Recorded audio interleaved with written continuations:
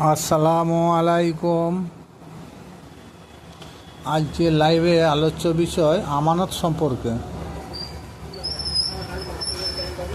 সূরা আহজাব আয়াত নম্বর 72। এই আয়াতে আল্লাহ পাক রব্বুল আলামিন বলেন, নিশ্চয় আমি আসমান, জমিন, পৃথিবী, পর্বতমালাকে আমানতের দায়িত্বভার দিতে চেয়েছিলাম, কিন্তু তারা কেউ আমানতের দায়িত্বভার নেয়নি। বোকা ইনসান অবশেষে আমানতের দায়িত্বভার গ্রহণ করেছিল। এই আমানতটা কি? কোরআন ও হাদিসে বিস্তারিত ক্লিয়ার নাই। এখানে আমানত সম্বন্ধে সুস্পষ্ট ব্যাখ্যা কেউ করতে পারে নাই। কেউ বলেছে আল কোরআনকে আমানত। কোনো তফসিরকারগণ বলেছেন যে শরীয়তের বিধিবিধান হলো আমানত। কিছু বাউল ফকির বলেছে শরীরের মনি বা বীর্যকে আমানত বলেছেন। বীর্য কখনো আমানত হতে পারে না। আমানতের বাংলা অর্থ হলো জমা রাখা। আল্লাহ আমাদের প্রতি কী জমা রেখেছে সেই বিষয়ে কারো চিন্তা ভাবনা নাই, গবেষণা নাই। কেউ যদি কাহারোর নিকট কোনো কিছু জমা বা জিম্মা রাখে, তার প্রয়োজন মতো যখনই সে চাইবে, রাতের অন্ধকারে হোক, দিনের উজ্জ্বলাতে হোক, বর্ষাতে হোক আর গ্রীষ্মে হোক, সঙ্গে সঙ্গে তার হাতে সে আমানতটা তুলে দেয়। আমাদের কর্তব্য যখনই সে চাবে। কারণ আমানত হচ্ছে জমা রাখা, এর নাম হলো আমানত। কি এমন বস্তু আল্লাহ পাক রব্বুল আলামিন আমানত স্বরূপ এই আদমের উপরে অর্পণ করলেন? আদমের উপর যে আমানত অর্পণ করেছেন সেটা হলো আপন সুরত এবং রূহ। এই আপন সুরত আর রূহ এটাই আদমের উপরে অর্পণ করেছেন।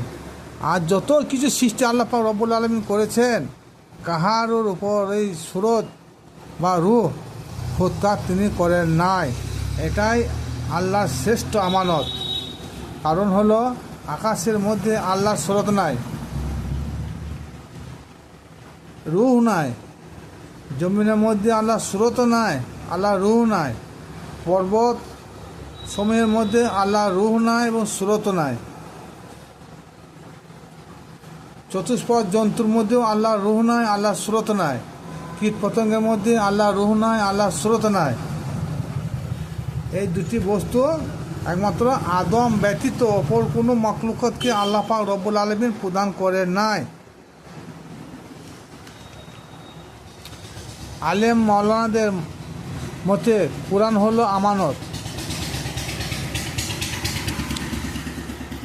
কোরআন যদি আমানত হলো, তাহলে যাদের ঘরে কোরআন নাই তাদের আমানতটা কি হতে পারে? কারণ আমানত শুধু মুসলমানদের মধ্যে নাই। আমানতের দায়িত্বভার মুসলমানকে যে আল্লাহ দিয়েছে তা নয়, বলে সমগ্র মানবকে আল্লাহ আমানতের ভার দিয়েছে।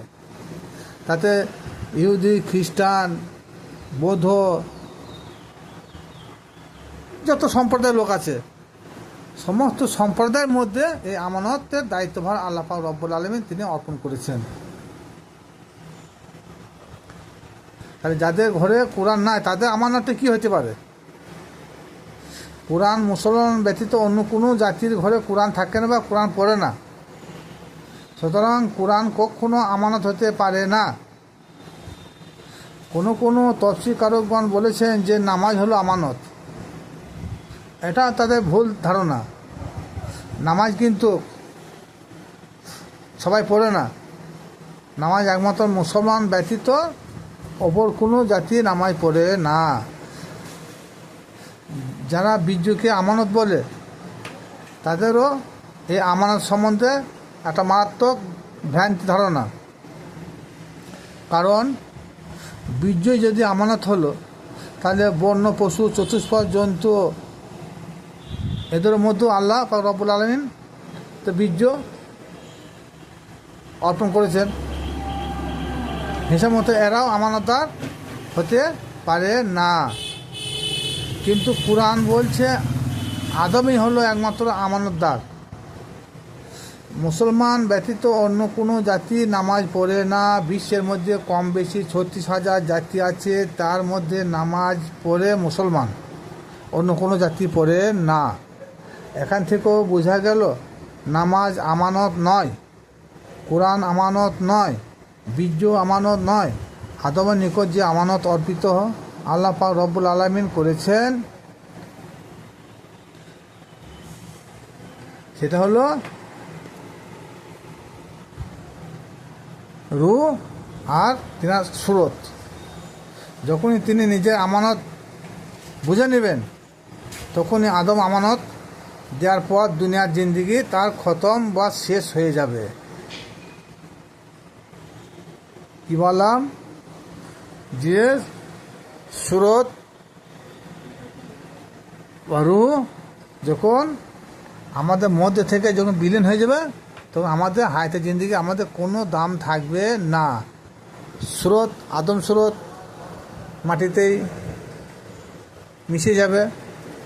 রূহ আমাদের যখন মৃত্যুর সময় হবে তখন রূহ তো পরমাত্মা, সে পরমাত্মার সঙ্গে মিশে গেছে। সুতরাং আমাদের হায়াতে জিন্দিগি শেষ। তার জন্যে যারা আমানতের দায়িত্বভার গ্রহণ করে নেয় তাদের কাছে আল্লাহর সুরত ও রূহ কিছুই থাকে না। এটাই হলো হাকিকি আমানত। কেউ বলে জ্ঞান বিবেক আমানত। একজন পাগলের জ্ঞান বিবেক নাই, কিন্তু আল্লাহ পাক বলে না যে পাগল, বুবা, খেপা এদেরকে আমানত দিই নাই বা নেয় নাই, এটা বলে নাই। মুসলমান বলতে পাগল, বুবা, কালা, অন্ধ, খোঁড়া, বিভিন্ন যত রকমের জাতি আছে সমস্ত জাতিকে, সমস্ত মানুষকেই তিনি আমানতের দায়িত্বভার দিয়েছেন।